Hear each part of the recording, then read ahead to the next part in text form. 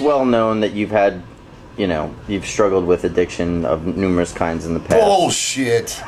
No, I'm kidding. Good. And but it seems like you're happy with weed and maybe a little booze now and then. So how do you define sobriety at this point in your life? Like sobriety is for the sober, man. You know, I think I am in full control of whatever the destiny of the day may be. If the big ball game is on, fuck yeah, I'm gonna have a few fucking beers, man. Fucking A. But I know not to turn into that fucking stupid dude like I did 2 nights ago. So everything I'm saying right here, you know, you gotta take it with a grain of salt. But hey,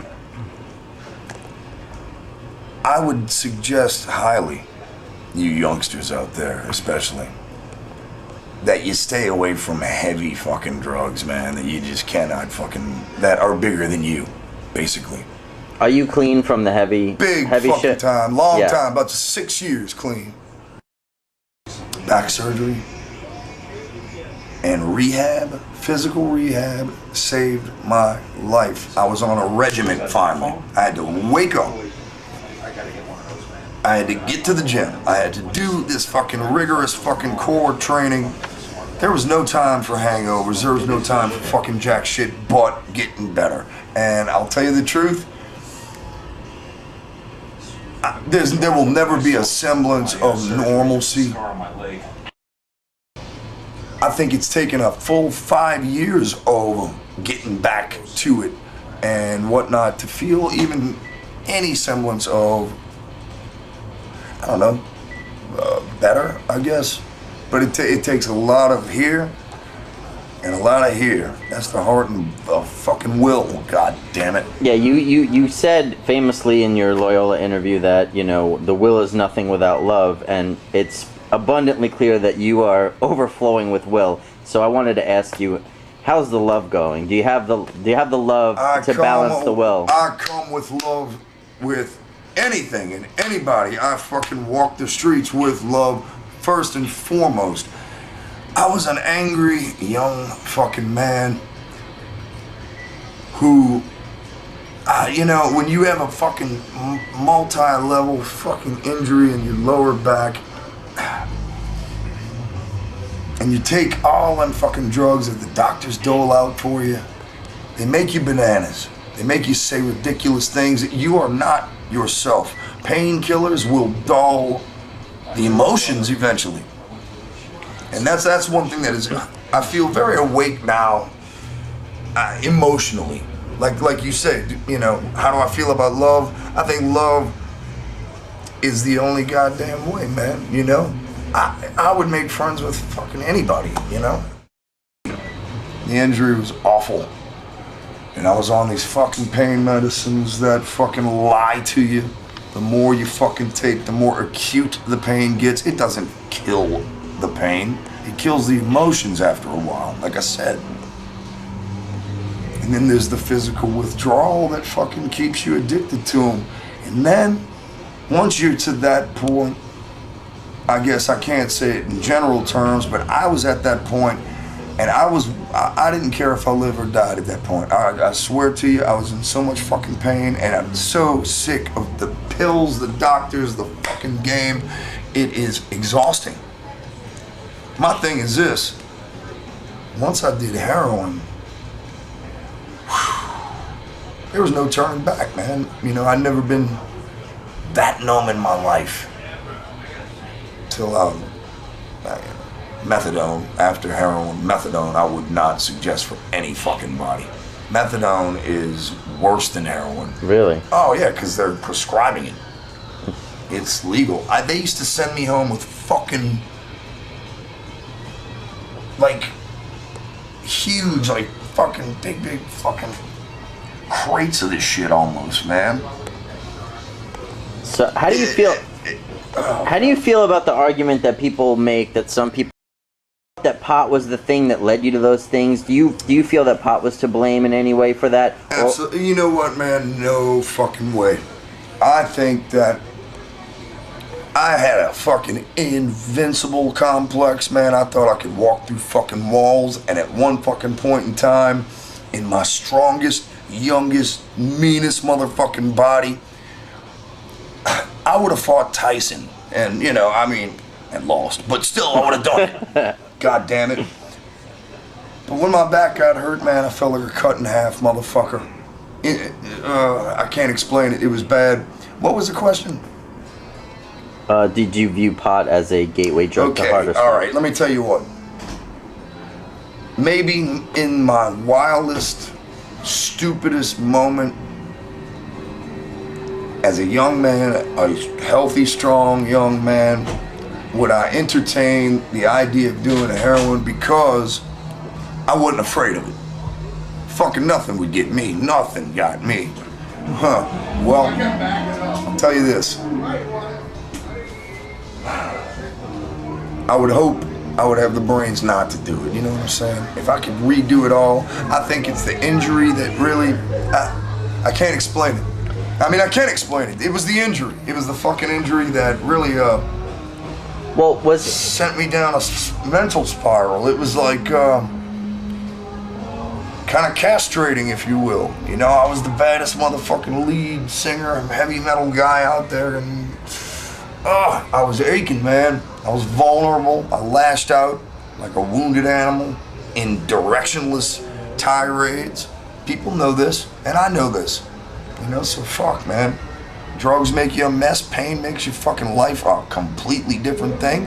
And either you're fucking tough enough to fucking suck it up, change your life, wake up, do your fucking stretch routine, work your fucking self out, be fucking active, instead of laying around and fucking doping yourself up constantly, you know, come on. But you don't have a problem with pot. You think pot fucking wakes me up sometimes. I'll be in such a goddamn haze in the fucking morning, honestly, and I'll be in a bad mood. Maybe it's because I had a bad day with pain. It still happens. Bad days.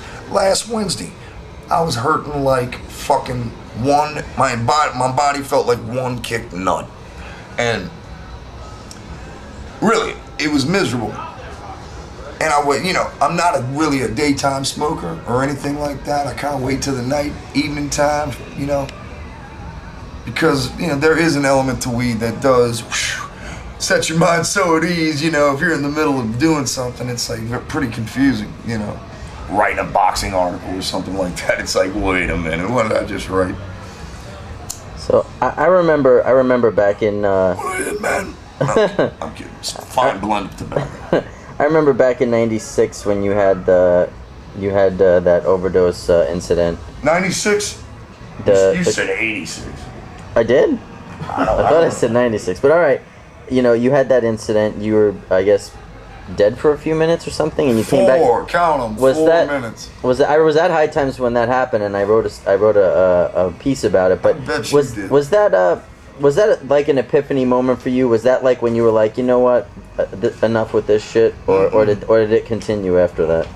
I relapsed. I did very well. Matter of fact, a day later we were back on tour and we fucking played. So, that does not justify me doing heroin. I'll tell you what, that night was the most humiliating night of my fucking life. Because I flopped, I died in front of fucking all the Abbott Brothers family, their friends, their family, people I'd known for 10 plus years. I woke up in the back of an ambulance, puked, and all these people are screaming at me, and I'm looking out of the back of the fucking doors, and I guess the girlfriend I had at the time was crying her eyes out. She's dead now. Drug overdose. 2 kids. Some husband. She died at 37. Anyway, she was about 20 at the time. And my security guard pushing people back, everyone's screaming, crying. And then I've got all these tubes fucking attached to me, and I'm like, what the fuck, man? And I start Phil Anselmo and off, and these motherfucking faceless restrainers fucking put me in my place, and some lady says, you better shut the fuck up. You just overdosed on heroin, Mr. Big Talk. You were dead for 4 minutes. Welcome back to life. You ought to be thanking the people around you. And I went,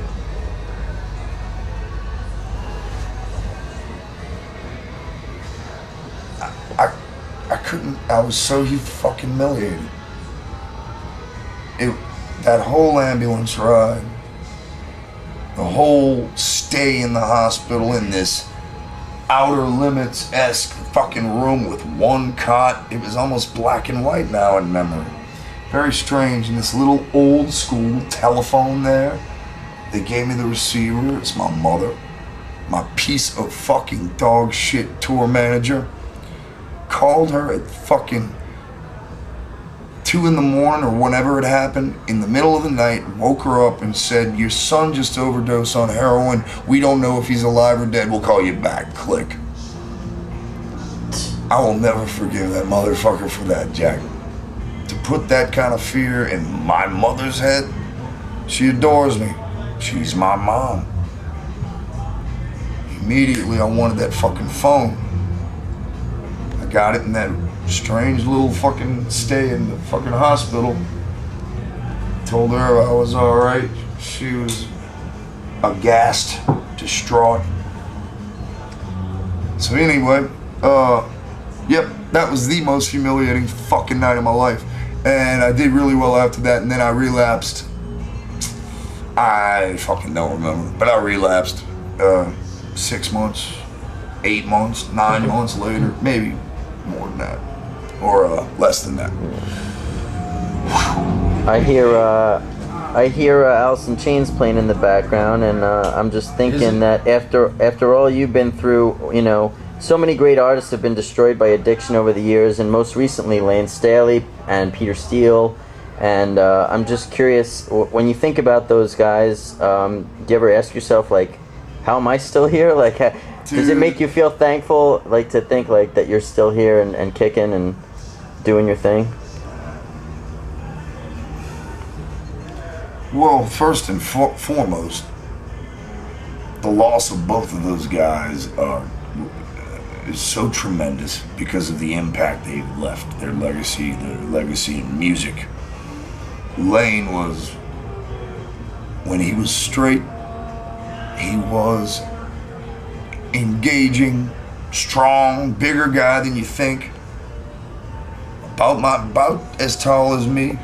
We spent a Thanksgiving together, and he and I just went out by ourselves, and we went to some shady tit bar. I forgot what fucking town it was. Pantera. We weren't even on tour with Alice in Chains. We just met.